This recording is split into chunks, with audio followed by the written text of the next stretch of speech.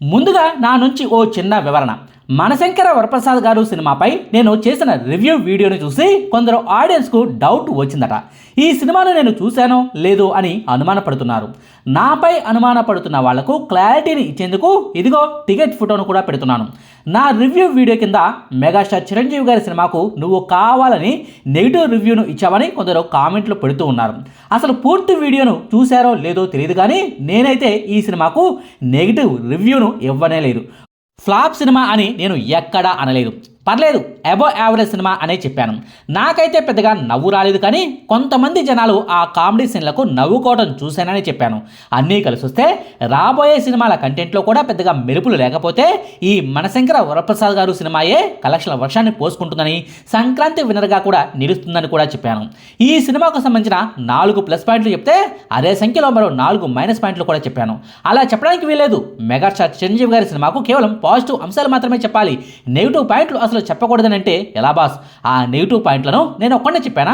Benefit షోను చూసొచ్చి తెల్లవారుజామున 3 గంటల సమయంలో రివ్యూ వీడియోని ఇచ్చి పడుకున్నాను. తెల్లారిన తర్వాత ఇతర వెబ్సైట్ల రివ్యూలను చదివితే నేను చెప్పిన పాయింట్లే కనిపించాయి కదా. సినీ వెబ్సైట్ల రివ్యూలను చూడండి. వెంకటేష్ గారి క్యామియో రోల్ అంతగా పేలలేదని నాకు ఎలా అనిపించిందో వాళ్లకు అదే అనిపించింది. ఫోర్స్డ్ కామెడీ సీన్లు ఉన్నాయి, కానీ సిచ్యుయేషనల్ కామెడీ సీన్లు లేవని చెప్పాను. అది కూడా నిజమే కదా. సినిమా కూల్గా సాఫీగా మెగాస్టార్ ఇమేజ్తో నడిచిపోతుంది తప్పితే పగలబడి నవ్వుకునే సీన్లు మాత్రం లేవని చెప్పాను. అది నిజమే కదా.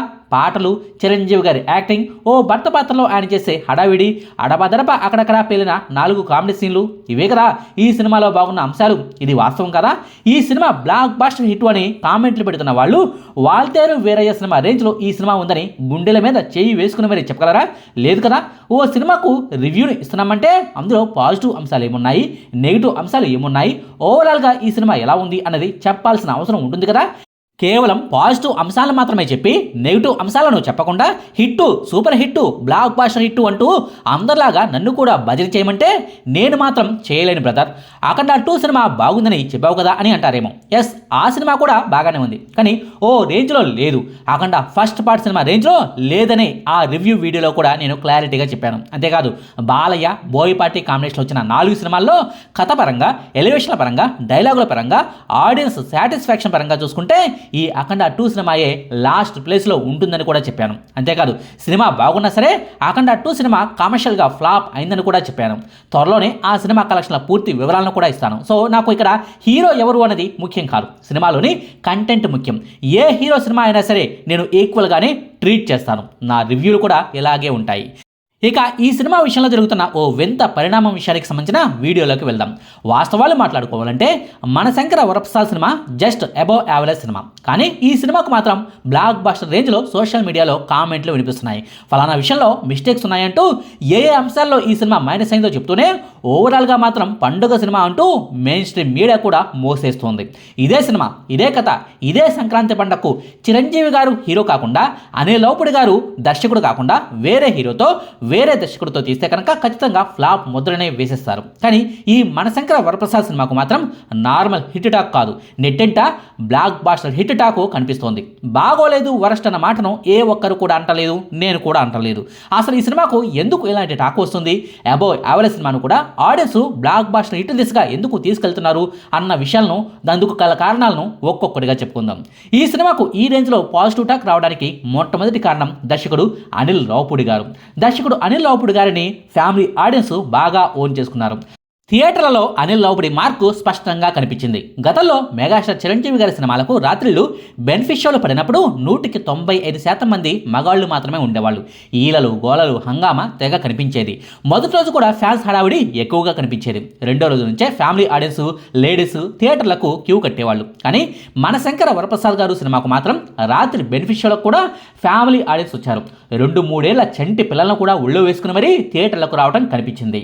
బెనిఫిట్ షోలకు కూడా ఫ్యామిలీ ఆడియన్స్ నుంచి టికెట్లు తెగడం అన్నది అనిల్ రావిపూడి గారి మార్కు వల్లే అన్నది పచ్చి నిజం.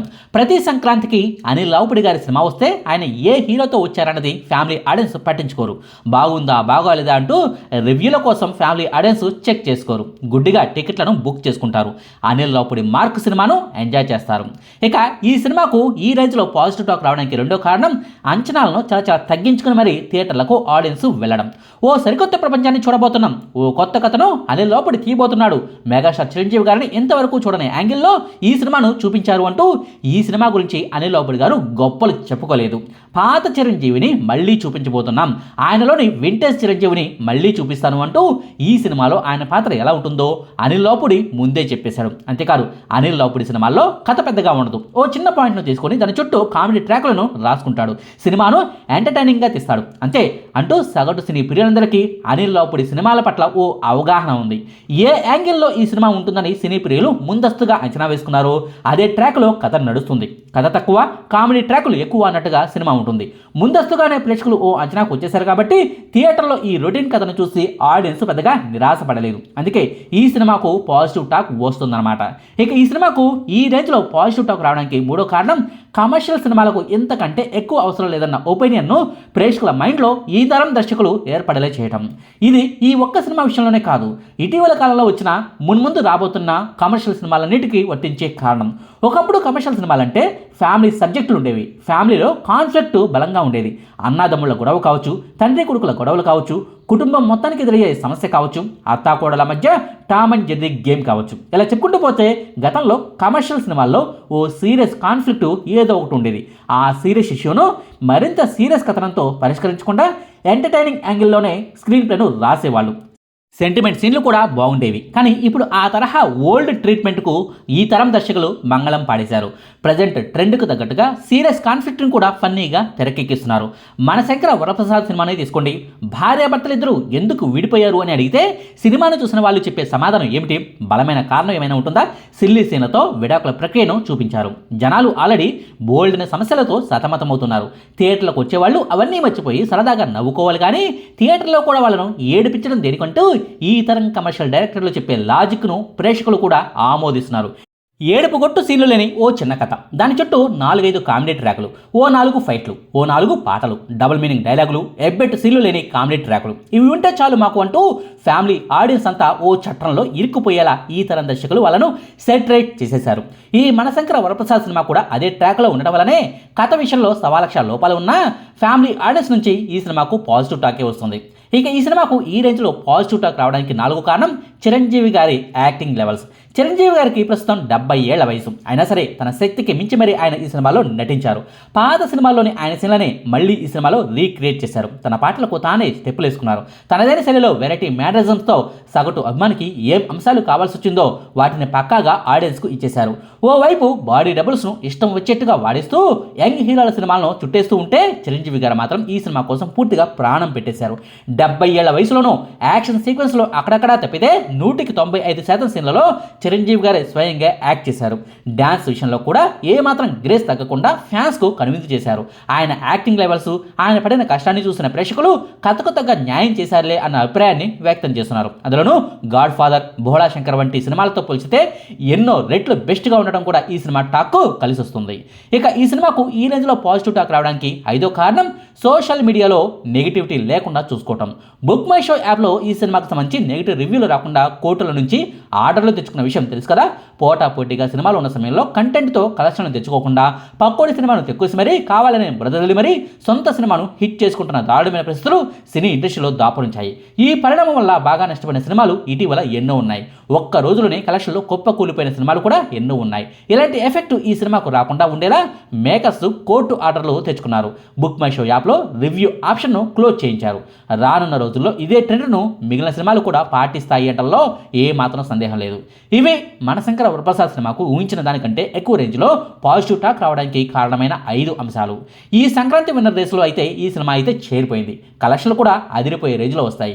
రవితేజ గారి నుంచి భర్త మహాశైలకు విజ్ఞప్తి, శర్వానంద్ గారి నుంచి నారీ నారీ నడుమ మురారి, నవీన్ పోలిశెట్టి గారి నుంచి అనగనగా ఒక రాజు సినిమాలు కూడా వస్తే వాటి రిజల్ట్ కూడా ఏంటో తెలిస్తే టోటల్గా సంక్రాంతి విన్నర్ ఏంటో తెలుస్తుంది.